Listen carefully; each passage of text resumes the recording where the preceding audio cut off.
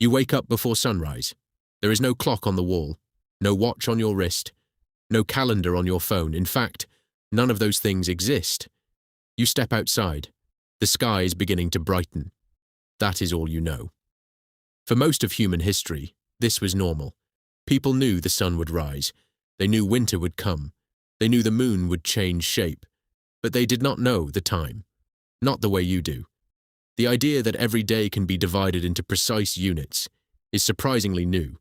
For hundreds of thousands of years, humans lived without minutes, without seconds, without schedules, without alarms, and yet somehow civilization still functioned.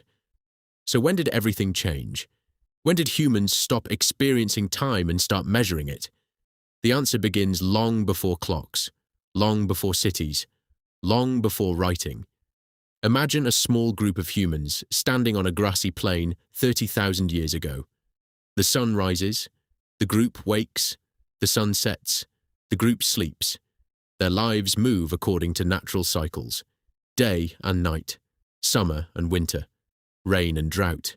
Time exists, but nobody is counting it. There is no reason to. If you are hunting animals and gathering plants, precision is rarely necessary. You need seasons, not seconds. The world itself provides the schedule. Then something unusual begins to happen. Humans start paying closer attention to the sky. The moon becomes important. Every month it changes shape. Full, half, crescent, dark. Then the cycle repeats. Again and again. Ancient people quickly realized something remarkable. The sky followed patterns. Patterns could be predicted. Predictions could be useful. Suddenly, time became valuable. Archaeologists have discovered ancient bones marked with repeating notches. Some researchers believe these marks may have been used to track lunar cycles. One famous example is the Ishango bone, discovered in Central Africa, possibly more than 20,000 years old. Nobody knows exactly what the marks mean, but they suggest something important.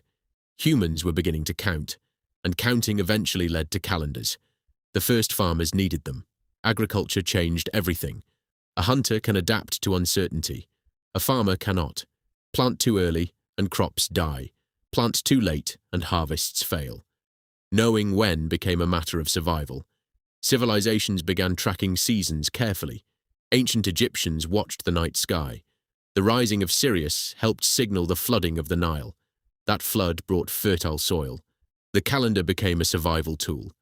Across the world, similar systems emerged. Humans were learning to organize life around predictable cycles, but the biggest transformation had not happened yet.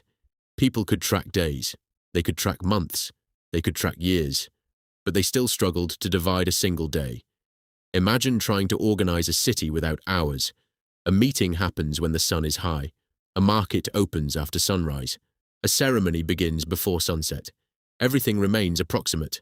Then ancient civilizations discovered new ways to measure smaller pieces of time. The Egyptians used shadow clocks. A stick placed in sunlight created moving shadows. The shadows revealed the passage of the day. Later came water clocks. Water dripped slowly from one container to another. The flow created a measurable interval. For the first time, humans could track time even after sunset.